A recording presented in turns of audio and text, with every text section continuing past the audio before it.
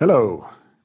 Vissim 2026 does not only come with some new features, but also with a revision of the cycling parameters. This concerns the acceleration functions and the driving behavior.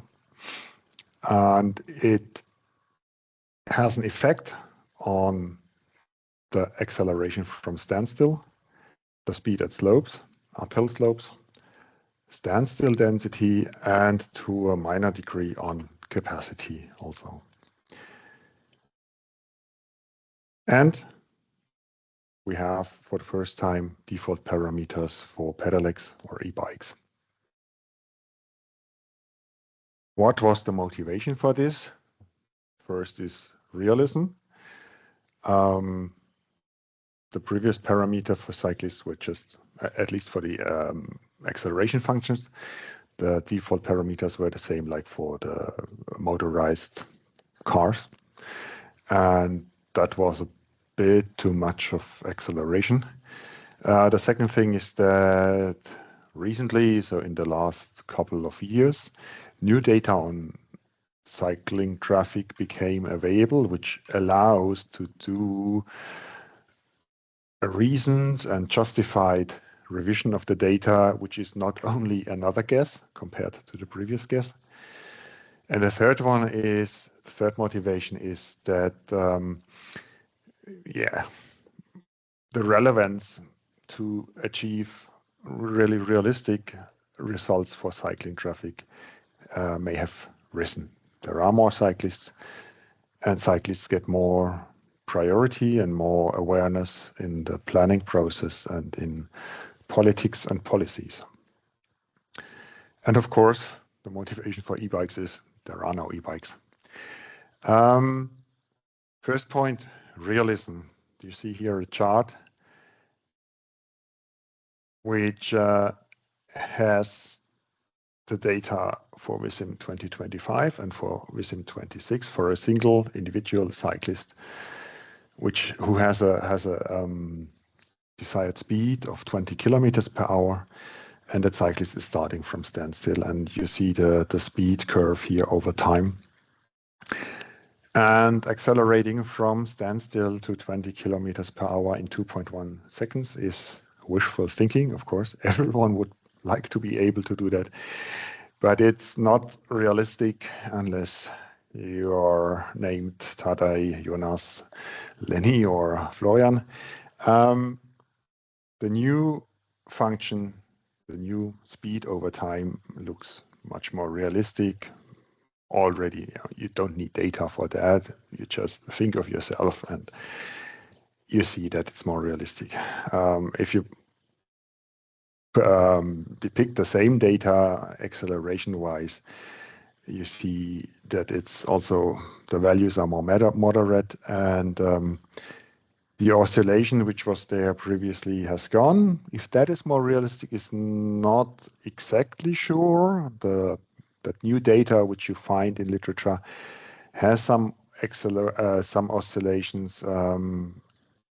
That's the upper right picture.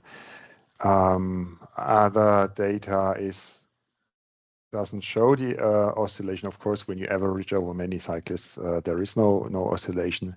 You have to look at individual cyclists. But probably that's not the most relevant thing. The more relevant thing is that the order of magnitude or the values as such are realistic and not too high. The second motivation is that it was just unrealistic how cyclists climbed slopes. Here you see the evolution of speed again of an individual cyclist driving freely, no other cyclists, no cars, no one around. And with Vissim 2025, when the cyclist came from flat terrain and then started climbing, they just kept their speed. And that's a 10% incline. Again, that's wishful thinking. We all would like to be able to do that, but only few can. The 2026 line is more realistic for the common everyday cyclist, that you get slower, and after some meters you reach again a stationary speed of 5, maybe 7, maybe 8, maybe only 3 kilometers per hour. So that's just a selection of new data which became available recently. And from that, I mean, what is presented there, it's not mutually agreeing always. This makes it a bit difficult to draw conclusions for one set of default parameters. Of course, they could be all correct, but it doesn't mean that when two sets of data do not agree, it might be they are just have dealt with different cyclists in different situations. But making a conclusion, a summary of these for one data set is not easy. But after all, now we have the data, and it's getting more data faster. So I asked ChatGPT here to do an evaluation of the publications on cycling traffic. I don't know if this is realistic or if it's hallucinating, but if you look at the key insights, the conclusions at the bottom, it looks like that my stomach feeling that it's getting more and faster more is correct. So yeah, the AI hallucinations might fit mine, or it's realistic. But if you compare that when we started with Vissim and then started with having cyclists in Vissim, you get an idea that there wasn't data to really do even an educated good guess. So the data, the default parameters which were there, they stemmed maybe from one person looking at themselves. Who was a good cyclist, who is a good cyclist, probably. Good. And the third point for motivation is increased relevance. The, how should I say, climate compatible modes of transportation with low emissions get more and more attention, and there are policies which mean to push them, and there are more cyclists than there have been in earlier times. More cyclists also means more relevance, but it also means, and also the policies of giving priority to cyclists means that there is also increased effects for the motorized traffic, for the cars traffic, which also gives a higher relevance on realistically considering cyclists in planning projects. And the advanced stop line is a good example. What cyclists do there has not only an effect on their own progressing on the road and travel times, but also on the cars behind them. So as soon as we consider that in a simulation model, it's central. Possibly, at least, it has the potential to be a limiting factor for capacity, and we should get that right. Another motivation or another effect for increased relevance concerns particularly the speeded slopes. Previously, considering slope was difficult already because there was the data which was available, say, from the SRTM missions, with a resolution of 30 meters and a precision of, I don't know, was 1 meter. It just didn't allow to get from the data automatically the correct slopes. You had to go in place and measure, or someone else had to do it for you. You had to rely on the data still being there or already being there. And so I guess people estimated it anyway and had done a speed decision for a long stretch with varying slopes, and that was it. Now we have, and I've chosen one picture here to visualize that, much better data on elevation.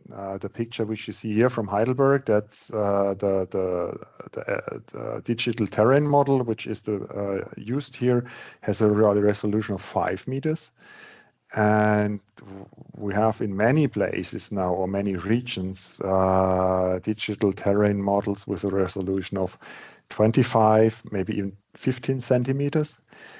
And precision also going to a few centimeters, 15 centimeters, 10 centimeters. So it's very, very local, more localized, higher resolution than one would need for a micro planning project. And the precision is also good. So now the data is available. That means one obstacle to do a precise consideration of slope on driving speeds is gone. So we could use it. And the remaining obstacle is that we need to get the acceleration functions right, because the acceleration, of course, is related to performance, and that sets the speed for climbing. Good. What has changed? On the right, you see the list as it is shown in the tracks, in the changes view in Vissim. On the left, that's the central parts. The desired acceleration function has changed, and one is added for cyclists. Maximum acceleration function has also changed, and there is now two. One is for short-term acceleration, so going up a cyclist or pedestrian bridge, and again going down, while the other is for permanent acceleration, permanent performance, and that is for if the terrain really is hilly. So it depends now on the type of the project, which one you would choose, or maybe even switch between both localized in the model. And maximum acceleration function has been added also for e-bikes or for pedelecs. And then we did some changes for the driving behavior parameters. Good. One step more into details. How has it changed? Here you see the change for desired acceleration. At first sight, it looks like it hasn't changed so much, but if you look at the scale on the axis, you see that there's little overlap between the old and the new function. So the most accelerating cyclists now were among the least accelerating for small speeds in 2025 version. And for the higher speeds, 15, 20 kilometers per hour, 25, there is no overlap at all. Yeah, the scale of the function of the axis. How precisely we define these functions, I will discuss in a more detailed session at a given time later. The functions for the pedelecs are different in terms of resolution. So we only have 4 data points here. Why is that? Is it because the motor works like that? No, I just found much less data on that. You might ask, why do we need data researching the performance and acceleration ability of pedelecs? We know the specifications of the motors, yes, but we don't know how people actually are using that motor power, how they are really riding a pedelec. And that is not always using the full power of the motor. So pedelecs, e-bikes need to be researched in the same way like cyclists to draw good conclusions. And since the data the situation with data is not nearly as good as for cyclists now, so I chose to mirror that, to have a much less resolved function for acceleration. The same for maximum acceleration. Same description here, and also, yeah, here first, yeah. So from the order of magnitude, it's the same description, and here you see the difference between short-term and permanent acceleration. Also here for the details, why is it like that? More in a later session. The the pedelec functions, and if you compare that in your mind with the desired acceleration, you will see that it's the same maximum acceleration like desired acceleration, and that can be reasoned from motor power, that the motor power is so high that people can always ride at the acceleration which they want to have. Yeah, that it doesn't depend on any slope. The motor takes you to the speed and to the acceleration which you want. So we don't need to differentiate between desired and maximum. Good. Changes on driving behavior. I would like to point out on the first one particularly. The desired lateral position is now any instead of right before. That is not better in all situations, obviously. On some cycle paths, cyclists really drive anywhere without preference of any side, and on some they still keep on the right side. So that already shows that the default parameters are one reasonable guess, but it's definitely for each project, for each stretch of a road, for each cycling infrastructure, one has to reconsider if it's really matching the real conditions. For the remaining parameters, I can just say that they reduce the standstill density. So a queue of cyclists will cover a larger space typically. And it also reduces capacity normally, which is partly compensated by the any desired lateral position. So going from right to any increases capacity a little bit, and that compensates for the reduction, which is implemented through the other parameters. And the effect is quite small, actually. So here is for the standstill density, and then one picture from one simulation which shows, so the lower lane is 2025 and the upper lane is 2026. And you see that the queue takes a larger space. It's the same number of cyclists on both. And also after some time, 2025 finished earlier with the cyclists getting over the signal line. Good. So how does it look like in moving pictures? You see here the same picture for the standstill density, and when the lights turn green, you see that in 2025 the cyclists on the near lane, they accelerated much more, but it also was less stable, less homogeneous, and while they started quicker and quicker reached higher speeds, it occurred that some had to brake harsh, which also reduced the flow on average. Whereas in 2026, it's smoother and yeah, not getting to the high speeds nearly as quick. And overall, in this situation, with this width of the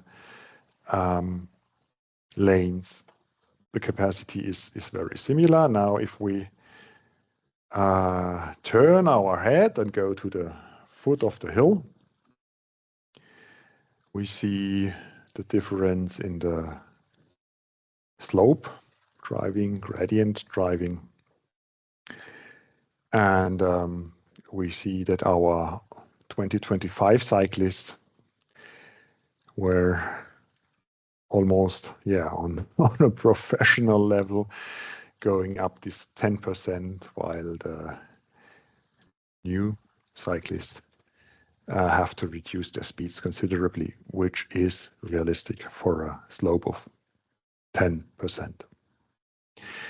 Now you might ask, and what about our pedelecs? You see the standstill density is the same, like for the non-motorized cyclists. But when the lights turn green, they accelerate faster, they go to higher speed. So the desired speed is about 5 kilometers per hour higher for the pedelecs here than for the cyclists, which does a good deal of the difference between both. And they finish earlier, so the pedelecs finish earlier, the capacity is higher for them.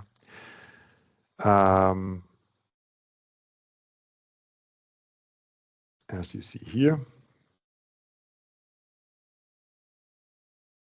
And also, of course, the motor helps climbing the hill.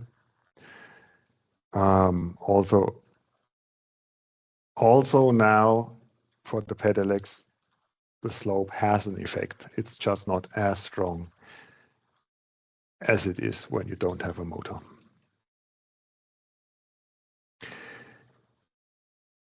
Good. These changes come for a price, and that price is that